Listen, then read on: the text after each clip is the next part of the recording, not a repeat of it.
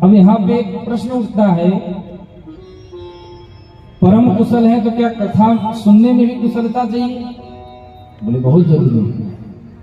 होता क्या है, वक्ता अपनी धारा में कह रहा है और पता चला श्रोता ने मुंह बिगाड़ लिया, अरे ये तो हमारी दसियों बार सुनी सुनाई बातें हैं,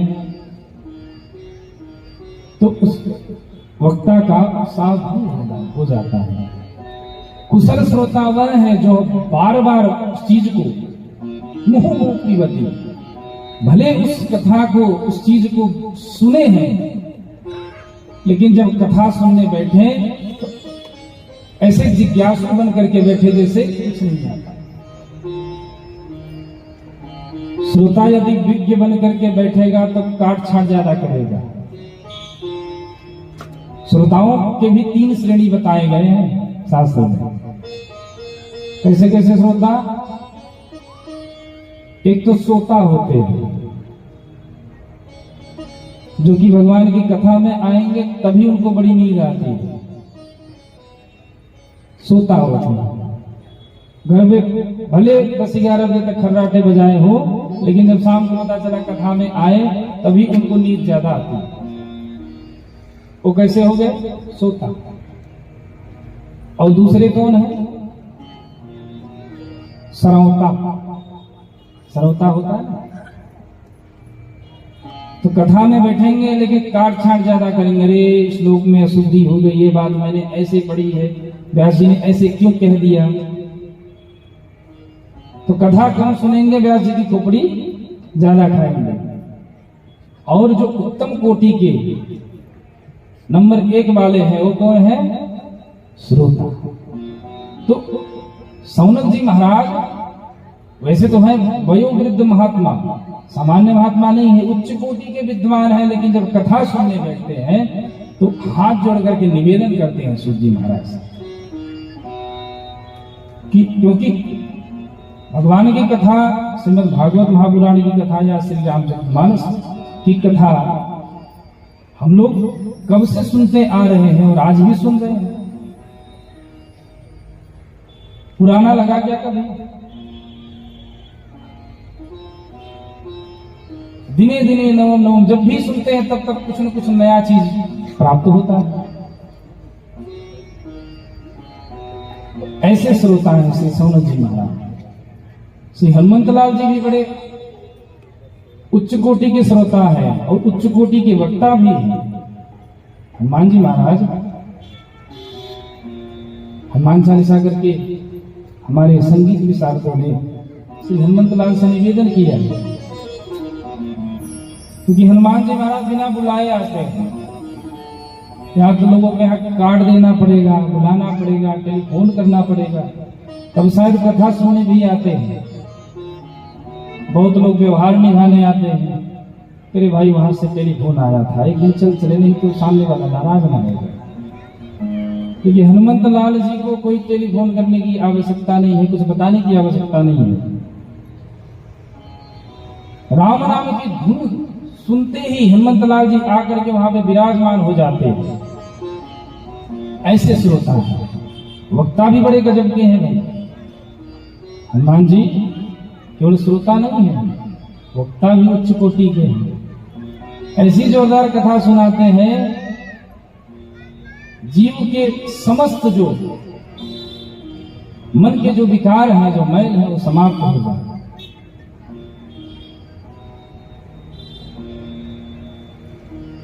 जब श्री हनुमंत लाल जी अशोक वाटिका में गए तो किशोरी जी को उन्होंने देखा। किशोरी जी बड़ी दुखी है और अभी राक्षसियों के बीच में घिरी हुई मां जानकी बड़ी दुखी है। रावण आकर के उनको धमका रहा है बार बार। जब यह सब दृश्य हनुमंत लाल जी ने देखा तो परम दुखी भाव पवन सुत। क्यों दुखी हो गए? बोले देख जानकी। मां जानकी की दीन दशा को देख करके हनुमंत लाल जी दुखी नहीं हुए, अत्यंत दुखी हुए। हनुमान जी ने सोचा कि मैं क्या करूं कि माँ का कष्ट मिट जाए, दूर हो जाए, और अभी माता से परिचय मेरा हुआ नहीं है। हनुमंत लाल जी को जो तरु पल्लव मुँह रहा लुकाई, जो वृक्ष के पत्तों में छिपे बैठे थे हनुमंत लाल जी, उन्होंने मन में अपने विचार किया, जो जीव की जो व्यथा है इसको तो हरि की कथा ही मिटा सकती है, और कोई दूसरा माध्यम नहीं है। और फिर महाराज ऐसी जोरदार कथा हनुमंत लाल जी ने सुनाई। रामचंद्र गुण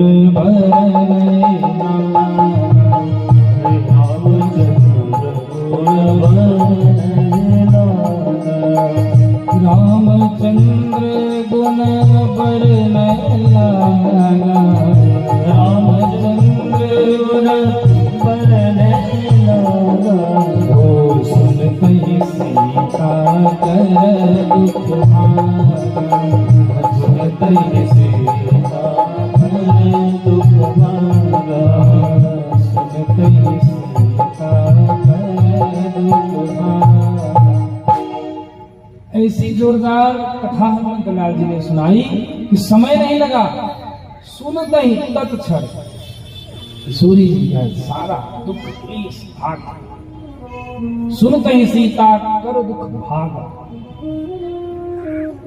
कथा ऐसी जोरदार सुनाते हैं, दुख सुख आदि तुरंत भगा देते हैं।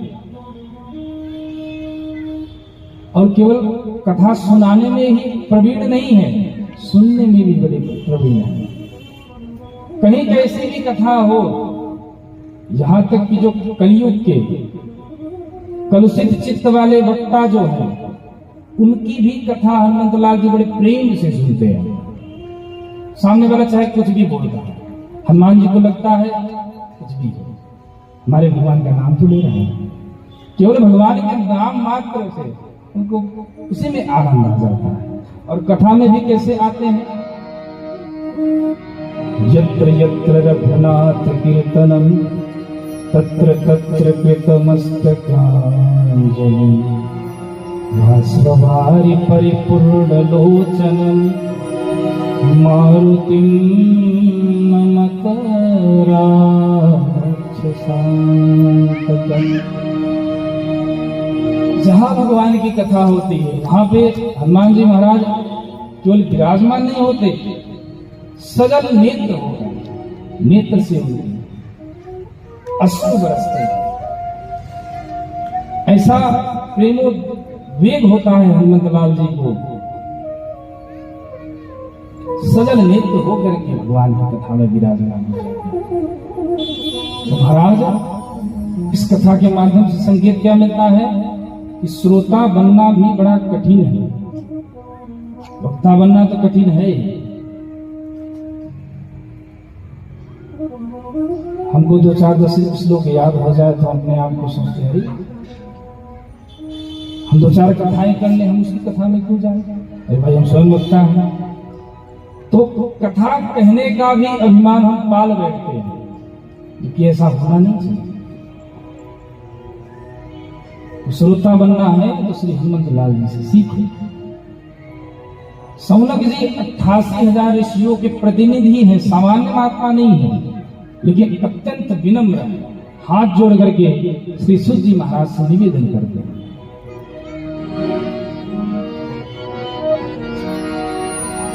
अज्ञान ध्वांत विध्वंस कोटि सूर्य समाप्रभा, श्रुताख्यायि कथा सारम् मम कर्ण